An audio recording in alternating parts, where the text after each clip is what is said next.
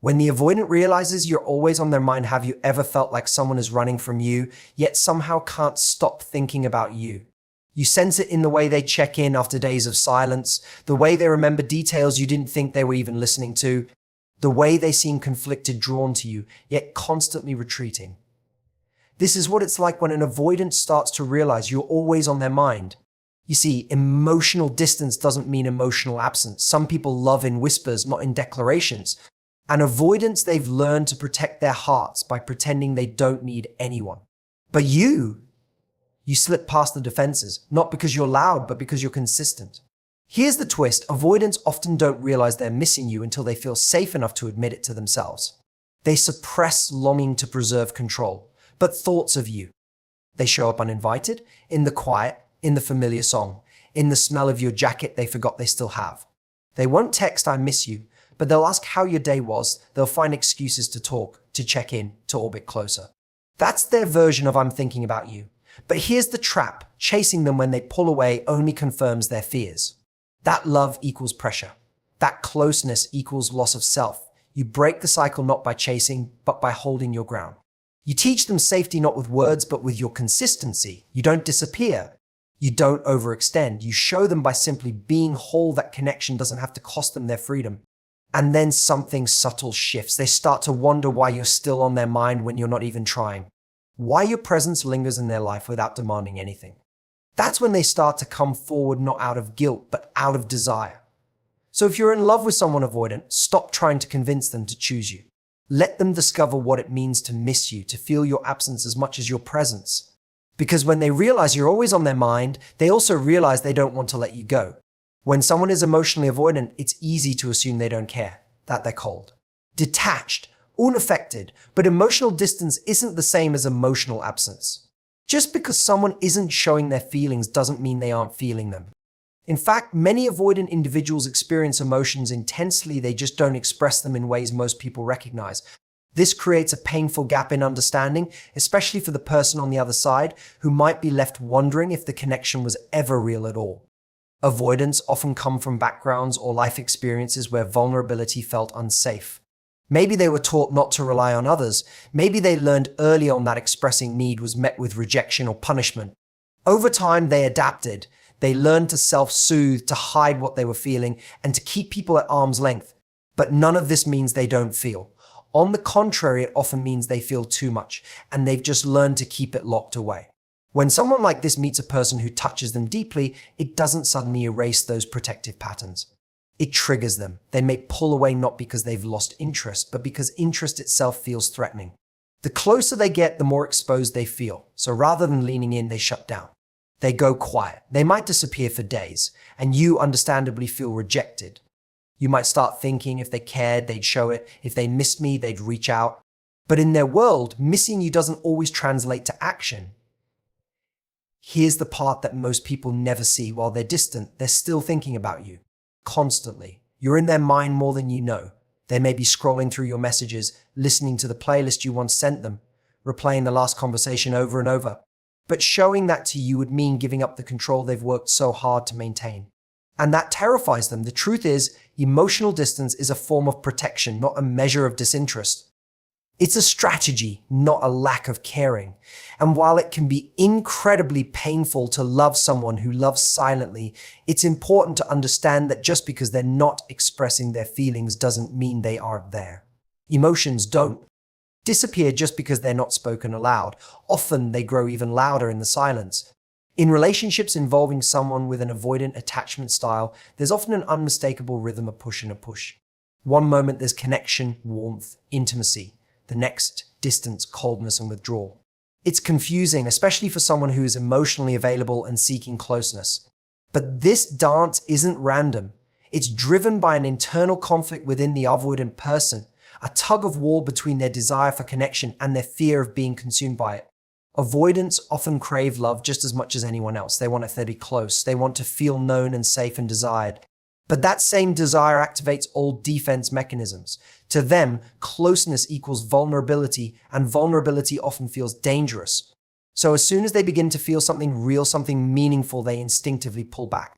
It's not personal, it's protective. The deeper the bond becomes, the more their alarm bells ring.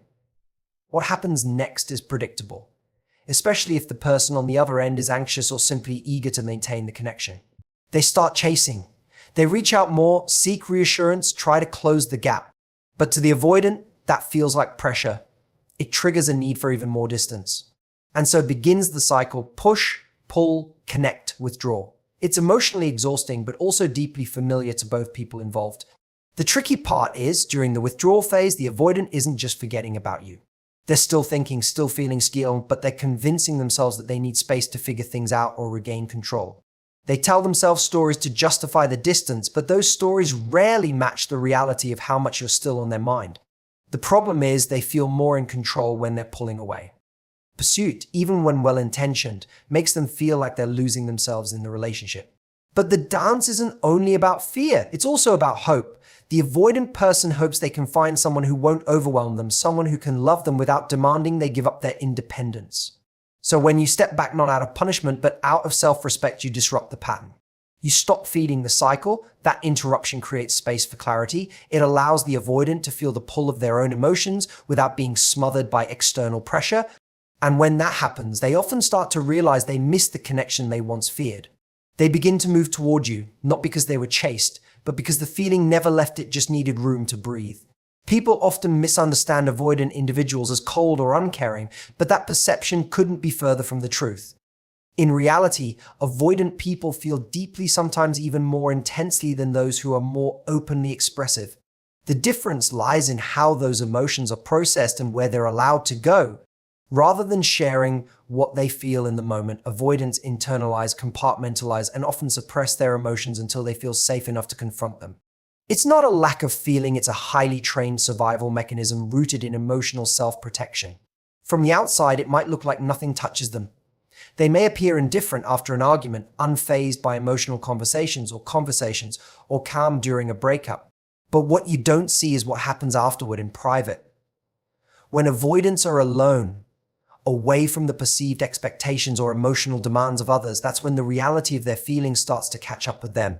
They might replay conversations, dwell on what they said or didn't say, and quietly process what they're not ready to express out loud. This internal experience is often messy and confusing. Avoidants don't always have the tools or language to fully articulate what's happening inside. Emotions that feel overwhelming can lead them to retreat even further. They might not even fully understand why they're sad, why they're thinking about someone so much, or why a certain person is stuck in their mind. The truth is, once someone has made an emotional impact, it lingers for a long time. That person doesn't just fade from memory, they remain active in the avoidant's thoughts, often resurfacing in moments of stillness or vulnerability. Because avoidants process feelings in solitude, they tend to feel more than they'll ever admit. It's in the quiet hours, the pauses between distractions, that their emotions reveal themselves. A smell, a song, a routine that used to involve someone may all trigger a flood of feelings they've been trying to keep at bay, but rather than reaching out or expressing what they feel, their instinct is to hold it in, to regain control, to protect themselves from the perceived risk of re-engaging emotionally. What makes this especially challenging in relationships is that their partner may never know how much they actually meant. There are avoidants out there thinking about someone every single day, yet refusing to send a message or make a call. Not because they don't care, but because caring too much feels like a threat to the emotional balance they work so hard to maintain. When you're dealing with someone who has avoidant tendencies, it's natural to want to bridge the emotional gap. You feel the distance, and your first instinct is to close it. You send more messages, offer reassurance, try harder to be seen and understood. But with an avoidant, that often backfires. The more you chase, the more they pull away. Not because you're doing something wrong, but because pursuit activates the very fears they've spent a lifetime trying to avoid: fears of being engulfed, controlled, or losing their sense of autonomy. Avoidants are hypersensitive to perceived emotional demands. Even gestures that are rooted in love and care can feel, to them, like pressure. This pressure doesn't come from your intentions, it comes from their interpretation of intimacy as something that might require more than they're ready to give. So when you lean in, they instinctively lean out, not because they don't feel something, but because they feel too much too fast and it overwhelms them. Chasing in these moments sends the unintended message that they must either conform to your pace or risk disappointing you, which only reinforces their desire for space. The key to breaking this cycle is counterintuitive: stop chasing. That doesn't mean you become cold, manipulative, or play games. It means you hold your center. You step back not out of punishment or pride, but from a place of self-respect. You allow the space that the avoidant person thinks they need, and you fill that space with your own presence, not their absence. When you do this, a shift happens. Avoidants are used to people trying to get closer when they withdraw. It's part of the pattern they expect. But when you stop trying to fix the disconnection and simply stay grounded in your own emotional security, it disrupts that dynamic. Suddenly, they're not being chased. They're being given room. That room doesn't push them away, it gives them clarity. It gives them the opportunity to notice your absence on their own terms, and if the connection was real, they will. This is the moment when missing you becomes their idea, not something you're trying to make them feel. The space allows their feelings to rise to the surface without interference. They begin to wonder where you went, not just physically, but emotionally. And in that wondering, they often discover a desire to come back, because it's in the absence of pressure that avoidance finally feels safe enough to miss you, and maybe for the first time safe enough to come closer. Consistency might not feel like the most exciting part of a relationship, but for someone with an avoidant attachment style, it's everything. Avoidants have often learned consciously or unconsciously that people aren't reliable. That love comes with strings. That closeness equals obligation. So when someone enters their life and brings not just attraction, but emotional steadiness, it does something rare. It challenges their entire worldview. And at first, it can be deeply unsettling. Many people confuse consistency with pressure, especially when emotions are involved. But real consistency isn't about constantly messaging or proving your love. It's about showing up in a grounded, reliable way, not reacting to every emotional high or low, but simply being there, emotionally stable and centered. For someone who's used to unpredictable emotional dynamics, this kind of presence can be foreign. At first, they might even test it, pull away to see if you'll chase, go quiet to see if you'll overreact. But when you don't waver, when you don't abandon yourself to win their approval, you send a powerful message. Safety doesn't require submission. Over time, this steady presence becomes a mirror for the avoidant. It reflects something back to them they haven't seen before. That love can exist without control, without panic, without performance. You're not rushing in to fix everything. You're not demanding more than they're ready to give. You're just being. And that quiet strength does something avoidance never expects. It invites trust. Avoidants are always waiting for the other shoe to drop, for the moment they'll be judged, needed too much, or expected to change who they are. But when you remain consistent, clear in your boundaries, warm in your energy, and detached from outcome, you become an exception to what they've known. Not because you're trying to convince them, but because you're modeling emotional safety in real time. The beauty of consistency is that it doesn't demand immediate results. It plants a seed. It lets the avoidant person come to their own conclusions without being forced into emotional vulnerability before they're ready. And slowly, without realizing it, they start to associate you with calm instead of chaos, with freedom instead of entrapment, with connection that doesn't take something away from them, but actually gives something they didn't even know they were missing. That's when you start to see changes, not because you asked for them, but because you never stop being who you are. And that consistency over time becomes the safest thing in their world. When someone with an avoidant attachment style begins to realize you're always on their mind, it doesn't arrive with a grand gesture or dramatic confession. It's not likely to be shouted from rooftops or poured out in a late night call. Instead, it happens quietly, subtly, almost imperceptibly at first. Avoidants process emotions slowly and internally.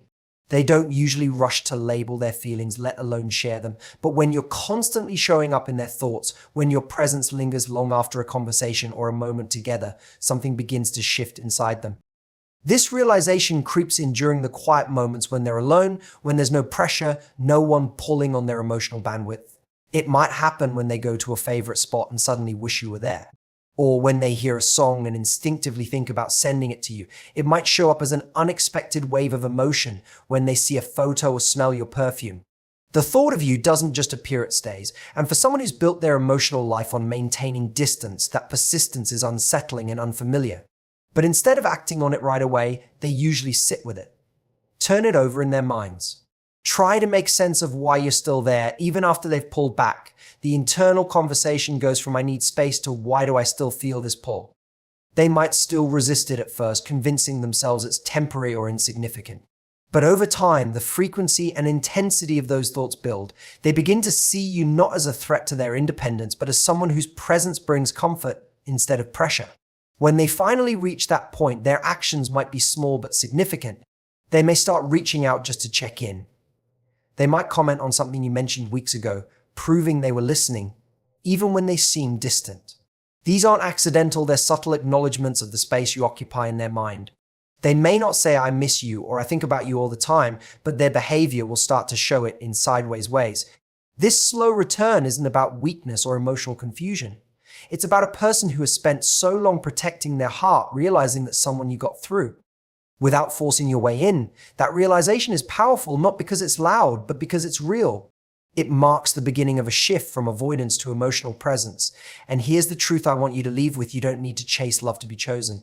You don't need to over-explain your worth to be understood. Sometimes the most powerful thing you can do is step back, not out of anger, not out of fear, but out of self-respect.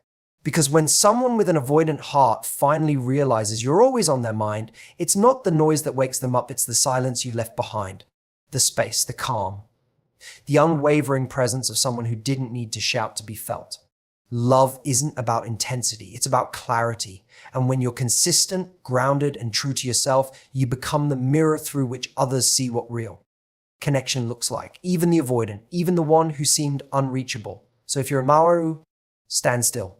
Hold your line. Let them come to realize what they feel in their own time.